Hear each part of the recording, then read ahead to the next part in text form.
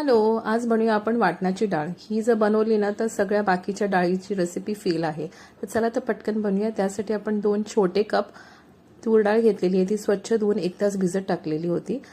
त्यानंतर आपल्याला कुकरमध्ये ते वरचं पाणी ओतून ती डाळ टाकायची आहे. 1 ग्लास पाणी टाकून 1 चमचा हळद आणि त्याच्यामध्ये 4 हिरव्या मिरच्या टाकायच्यात उभ्या कापून आणि 2 टोमॅटो बारीक चिरलेले टाकायचे आहेत आणि आपल्याला कुकर बंद करून 3 ते 4 शिट्या काढून घ्यायच्या आहेत हाय फ्लेमवरती. नंतर वाटणाची तयारी: अर्धा कप किसलेला नारळ, 1 मोठा कांदा आपण उभा चिरलेला, थोडीशी कोथिंबीर आणि हळद टाकून ह्याचं हिरवं वाटण करून घ्यायचं आहे. फोडणीसाठी 2 चमचे तेल, 1 चमचा मोहरी, अर्धा चमचा हिंग, 10 ते 12 कढीपत्त्याची पानं आणि गरम याच्यामध्ये आपल्याला डाळ ओतायची आहे 1 डाऊल आणि पटकन झाकण बंद करून घ्यायचं आहे.